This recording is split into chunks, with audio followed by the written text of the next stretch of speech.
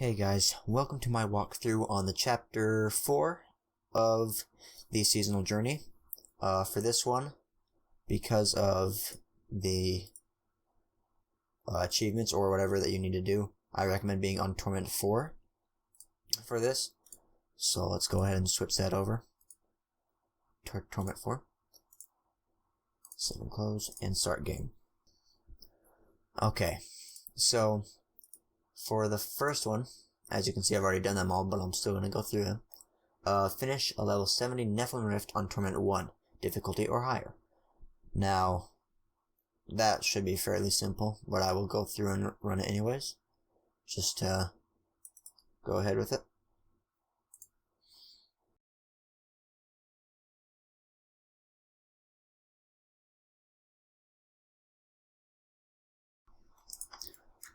Alright, so the next one on that would be reforge a weapon property to a socket at the Mystic.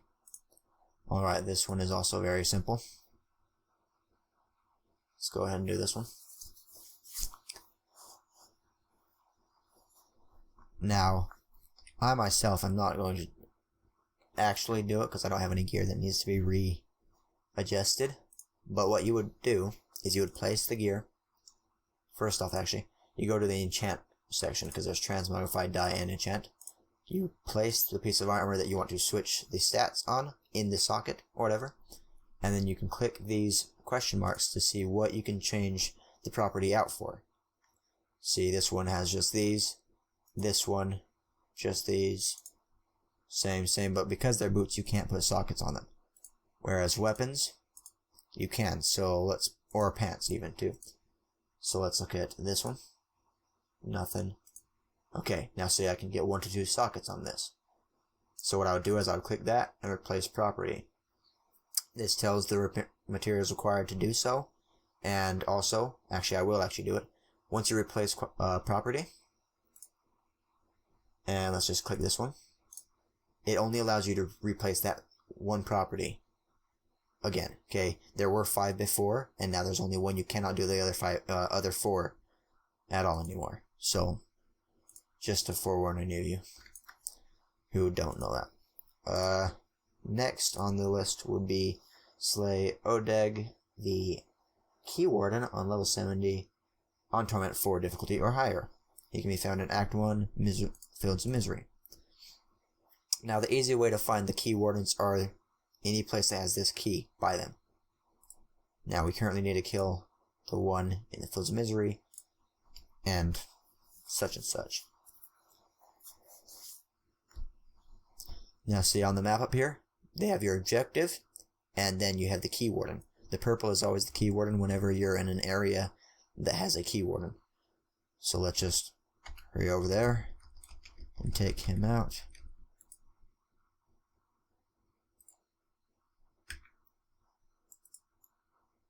And he's dead. And then you can get these and use them to open a portal to a different type of, almost like an arena with big bosses, but that's should be saved for another video. Alright, so after that, goodness me, I'll just do this. Okay, so the next one on this would be slay Sokar, also a Key Warden on Act 2. Let's go there. Act 2, Key Warden.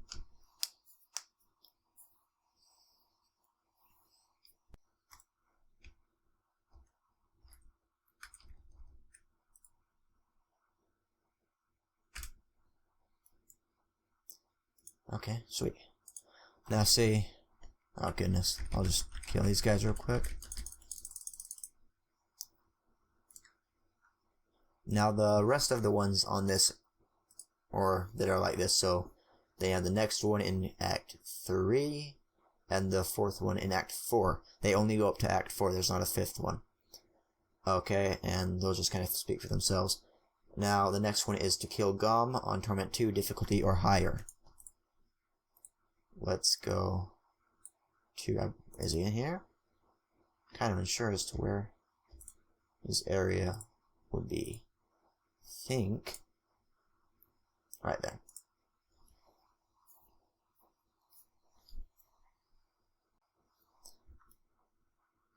Now, see, you don't want to go to the objective, because then, well, it's just misleading.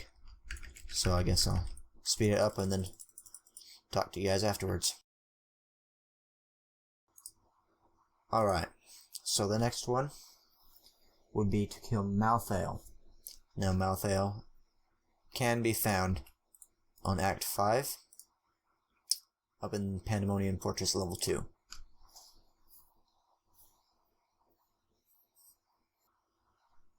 Now, I don't know if it's every time, but from what I've seen, is that as soon as you come to Pandemonium Fortress Level 2, you want to turn and start following these little death gateways. They will lead you to Malthael, or Pandemonium Fortress Level 3, which is where he resides.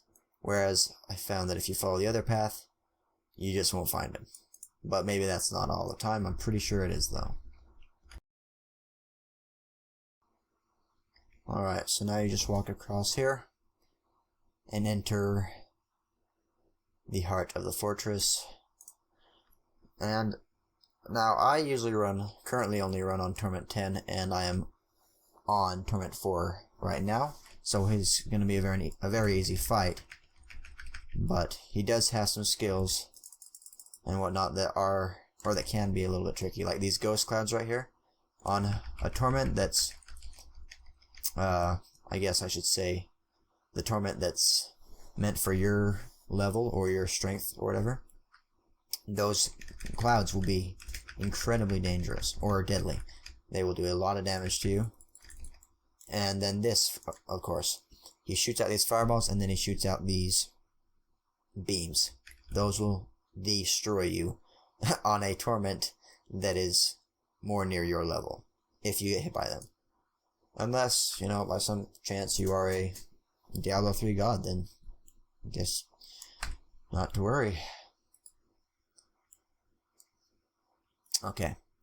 Now, the next one up on the list is reach Greater Rift level 20 solo. Okay, and so let's go back to town.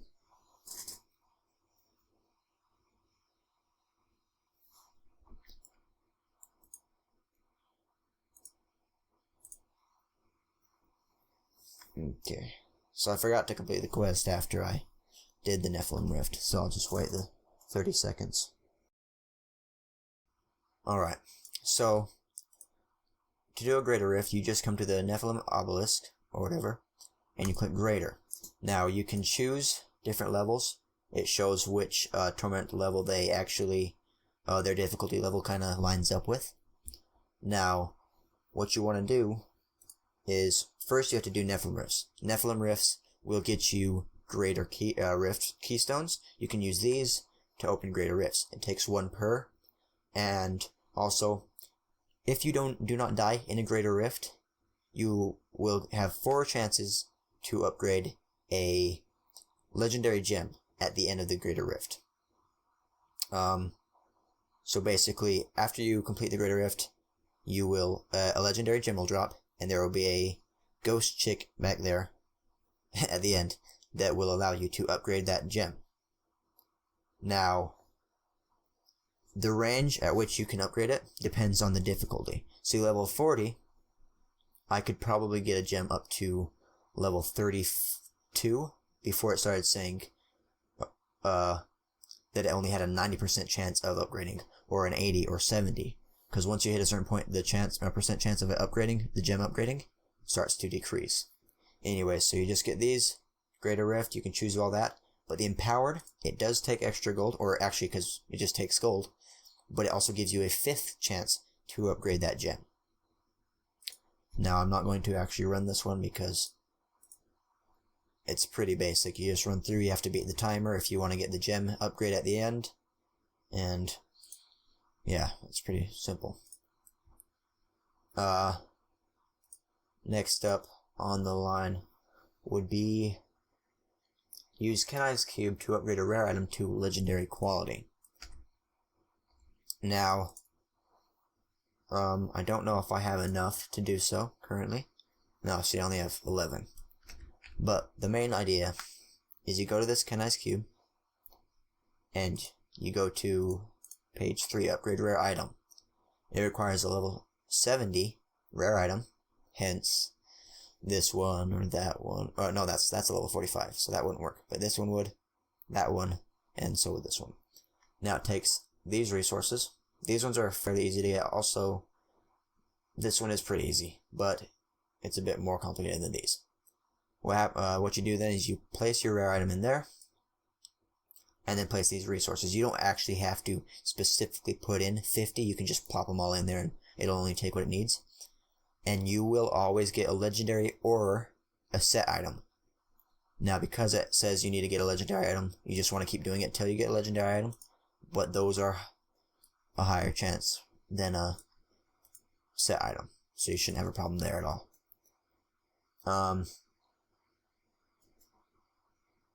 Next would be learn 5 blacksmith recipes, and then also 5 jewel crafting recipes. Now, these recipes, when you do, these bounties, complete all 5 of them. Of course, I always do the bonus one because you can get a bonus chest. But once you complete them, you go back to home, talk to Tyrael in the specific town of whichever place you finished it, and he will give you a chest. And if you did the bonus one, you'll get a bonus chest. When you open those chests, they will, well, at least for the first few times that you do, they will give you recipes, both blacksmith and jewel crafting recipes. Once you get those, you pick them up, you put them in your bag, whatever. You walk over to those craftsmen or artisans, and while you're talking to them, you just right-click on those specific ones. The blacksmith recipes will have a anvil on the front, and you just right-click on them, and this dude will learn those abilities for when you are forging weapons or armor. Same goes for the jewel crafter. When you talk to him, you just right-click on the jewel crafting ones, which should have a diamond on the front, and then he will learn new recipes, which the jewel crafting one I find to be the most useful because he will give you recipes, or it's through that you learn recipes that go past the flawless imperial topaz. It's through that you can get the let's see if I can actually, let's craft all 5 of these. So you craft the imperial or flawless imperial topaz, and afterwards you can get the royal topaz. And after you get, I think, 3 royal topazes, you can make a flawless royal topaz, which is currently the highest gem you can get, which is not the topaz itself, but just that type, which is flawless royal amethyst, flawless royal emerald. Pretty much those are just the top you can get. Pretty simple. Also, these are the legendary gems I was talking about earlier. Each one has a cool effect, and once you level up to rank 25, they get an even cooler effect. So, but they can only be equipped to jewelry. Anyways, that should be it for this video. Yep. If you guys found this video helpful, make sure you make sure to send it to anybody else who you may think it will help, and just keep your guys' adventures extreme all times, okay? I will see you guys next time.